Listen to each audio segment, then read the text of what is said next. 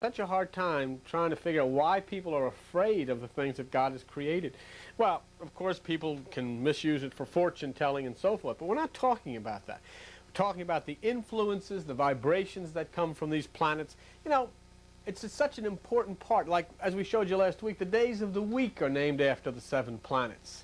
And the moon controls the tides, the sun controls life. And you can't just believe that everything up there is just rolling around in some billiard ball with no reason and no purpose. Let me show you something.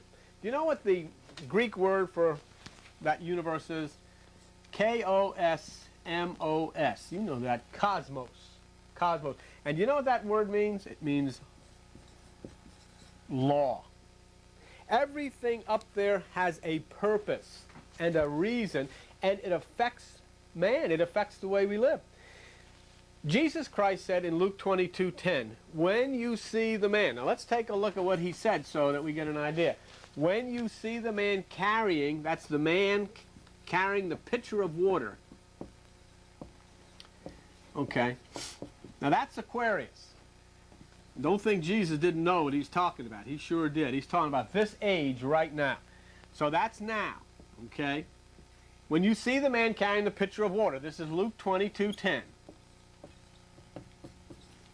He says, enter into the house, and the house is you. Enter into yourself. Go to the upper room, and the upper room is your higher consciousness. And he said, there you will be fed by him. That's where you'll have the Passover, in the upper room. And so now we understand, as we realize the movement of these tremendous universal things that God has created, that Jesus was talking about the man with the pitcher of water, which is the Christ, pouring out. Don't you remember it says? What's it say in the Bible? I will pour out my Spirit upon you. What I'm trying to get through to you is that God has created in the universe a blueprint of life, a blueprint of the movement of the universe, a blueprint of what life is all about and how to overcome that which is the evil and that which is oppressive and rise up to that which is heavenly. What's going to happen is that, according to the Institute in France, in the year 2010, this Aquarian age is going to peak, the year 2010. And basically what the age of Aquarius is the constellation of the planet Uranus, U-R-A-N-U-S. That is called the Son of Heaven or the God of Heaven. Now just think, the Christ is supposed to return, split the eastern sky, and cast down Satan into prison. Isn't it interesting that Uranus gave birth to Saturn,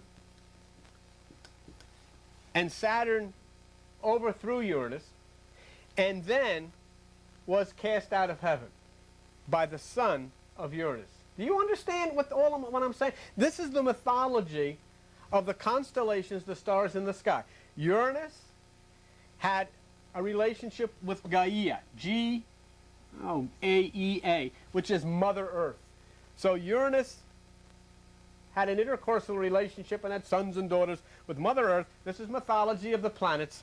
He gave birth to Saturn. Saturn overthrew Uranus, and I'll tell you more about that.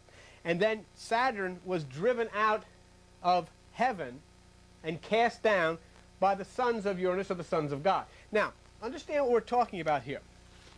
The age of Aquarius peaking at 2010, 19 years from now, would be the Son of Heaven, or the God of Heaven, Uranus, which is moving in its patterns right now as we're talking, moving into the eastern sky, overwhelming that which is the negative influences of Saturn and setting people free.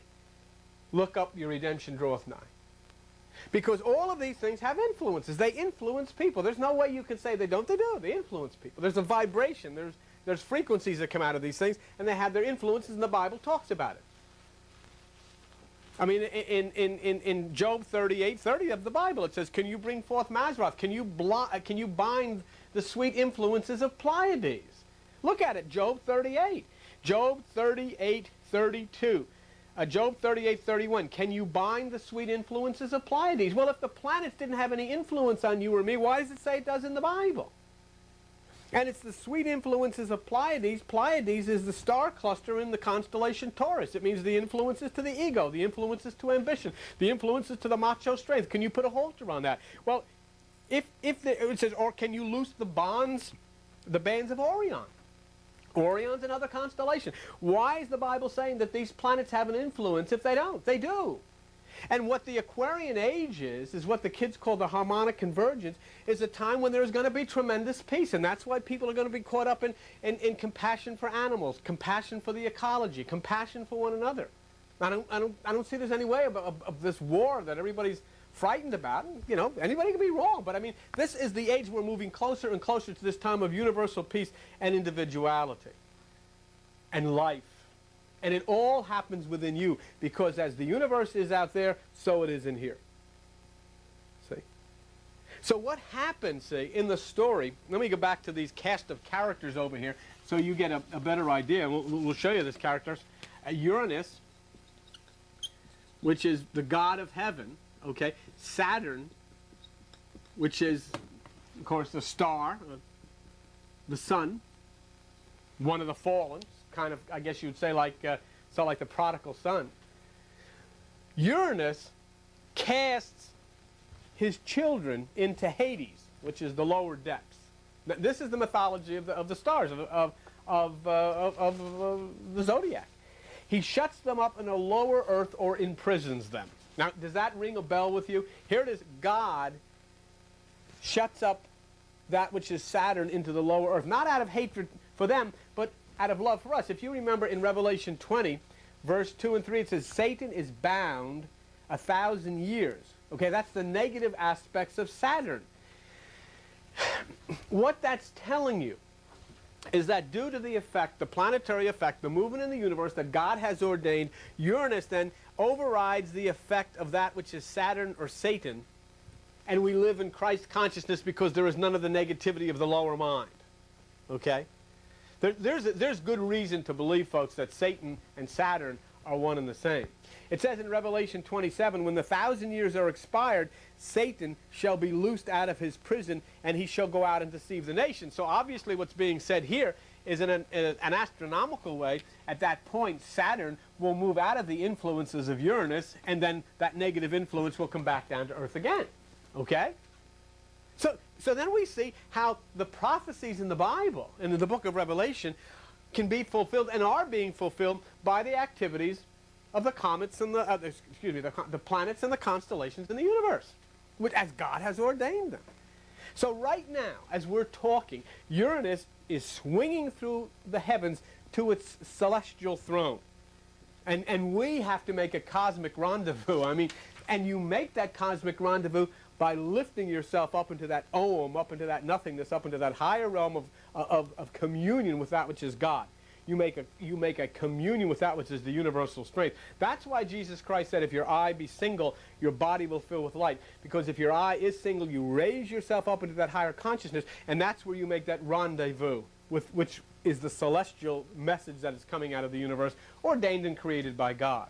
And that basically is the age of Aquarius. You know, I think it's very interesting that, you know, many people in church circles get so upset if you start talking about the zodiac, even though the zodiac is an extremely real principle that is inherent in all life, and it's been so for thousands and thousands and thousands of years. But I want to tell some of you folks that may feel a little strange about this. If you have an older Bible, you know, some of these Bibles, you know, go back maybe 100 years old. Take a look in your Bible, open to the book of Matthew. Okay, and if you have one of those older Bibles, you're liable then to see the face of a man, because Matthew is the Aquarian gospel. It's Aquarius. And it means the wisdom of God overwhelms the intellect of man. That's why Matthew is the Aquarian gospel. And in the old Bibles, they have a picture of the face of a man. Then go to the book of Mark, and you'll see there a picture of a lion, and it's Leo. Okay? And the idea there is the Spirit of God overwhelms the human spirit. Okay? So there we have the book of Matthew is represented by a man, Aquarius. The book of Mark is represented by a lion, which is Leo. Then if you go to the book of Luke, you'll see the picture of a bull. And that is the power of God overwhelms the power of the animal nature of man.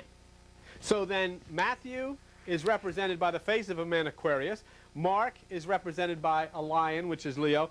Luke is represented by a bull, which is Taurus. And finally, in the book of John, you'll see an eagle, which is Scorpio. Now, Scorpio is in its lower nature a scorpion, but in its higher nature it's Aquila, the eagle, which is the highest consciousness which overwhelms that which is the carnal mind of man.